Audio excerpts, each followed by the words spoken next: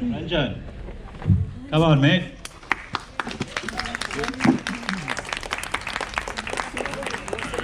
You've been after me for 2 months. This is your night. I actually met Ranjan at PechaKucha only 2 months ago. And he's quite a guy, very well traveled, and we got along really well. And then he asked me, when are you calling me for PechaKucha? Absolutely not true. So I said, everybody is invited. So he said, I want to talk about travel. I said, absolutely. We're going to have travel soon, and we have traveled 2 months later. And there he is.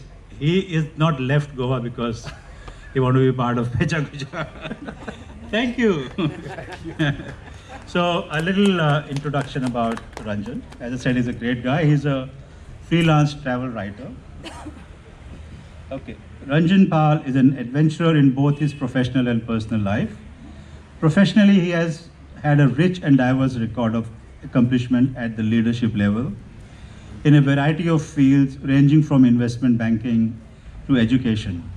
Personally, he now pursues his own twin passion for the outdoors and for travel writing. When it comes to travel writing, he is a great believer that in exploring other countries and cultures, one gets to know oneself better. Over to you, Ranjan. Mic is all yours. You want a cordless or you want to okay with this? Okay. Yeah. Is okay? Control is. Yeah, so control is in my hand. Okay. Guys, I keep the control, not the speakers. So once I switch it over. More drinks at 25 seconds. You had 45 minutes to get drunk. You missed the boat. Okay, all yours. Tell me when you're ready. Guys, give it up for Ranjan. Thank you very much. It's wonderful to be here this evening. My disclaimer is none of what Ravi said earlier was true, but I'm still happy to be here as part of this wonderful travel group. I don't know why he put me up front as the show starter, the showstopper, maybe because I'm about 30 to 40 years older than everybody else over there. But I hope you're going to enjoy my talk. It's going to be about my adventures in Ladakh, both by water and by land. All right, your time starts now. There you go. So that is Ladakh. Ladakh actually means the land of many passes. And what you need to remember is that it's actually used to be under the sea, but now it's been lifted above and it's now in cold desert.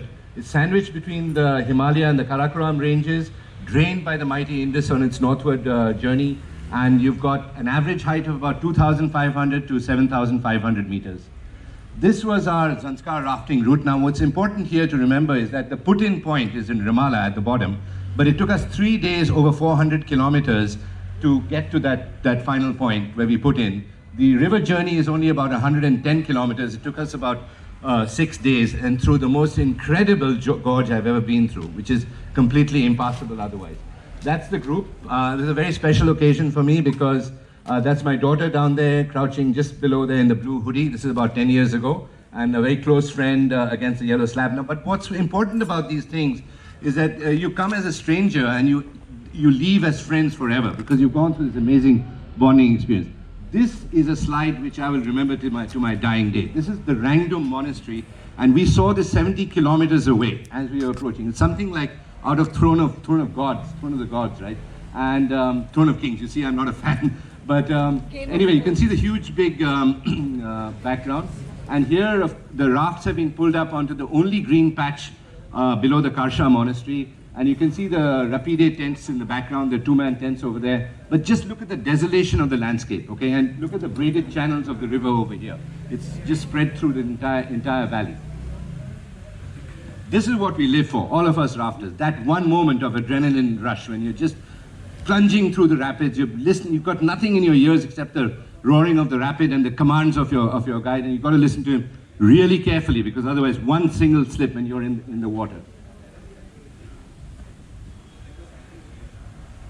This is the kind of kit that we wear. I mean, you can see me here in a complete wetsuit. I'm carrying my entire kit on my back. So in case that thing falls in the water, you're done. And especially if you're in the Zanskar. On the right is me and my closest friend Praveen. We go back all the way to school and college. We're wearing flak jackets. And okay, let me move to the most important highlight of the trip, which was the constriction. This is the most deadly part of the entire gorge. And you can see here the kayaker going through like a Jedi pilot.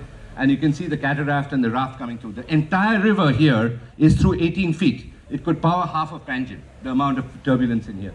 And you can see now we're pushing through the constriction. And we actually flipped in this. We did our absolute best, but we got shoved up against the rock.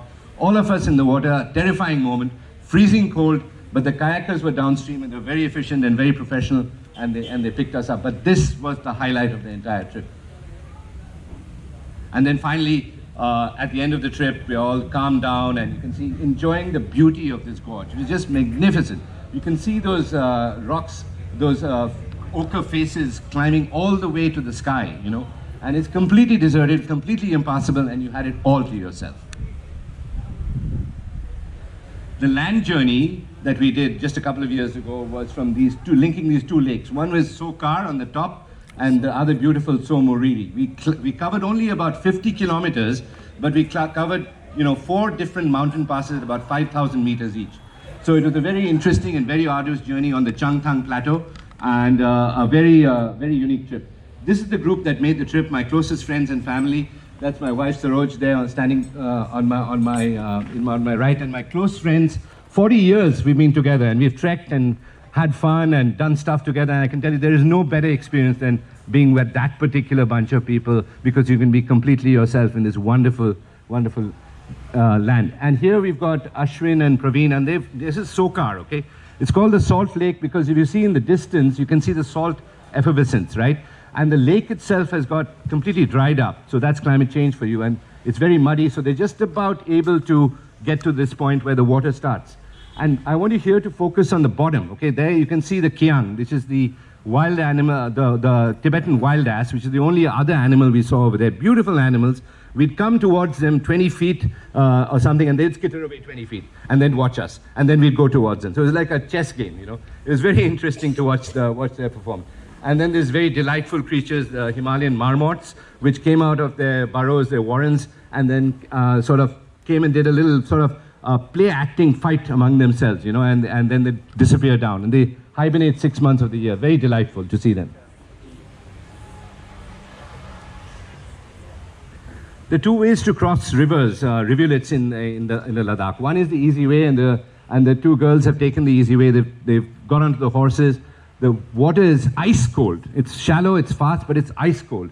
And over there is the Holom Kangma Pass, the first pass that we're about to cross, about 17,000 feet high.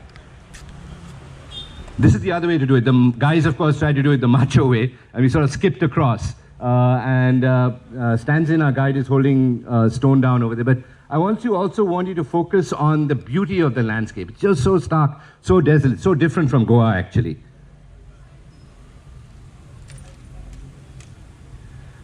The two ladies on the trek, Saroj, my wife, and then Shuchi. Now you can see in the background, actually, far in the distance is the campsite. Now, typically what would happen is we'd start in the morning and walk along this flat area and this green area, and then we'd cross the pass at 17,000 feet. So every day we were going up about 2,500 feet. And this is the final pass, the Yalung Nyao Pass.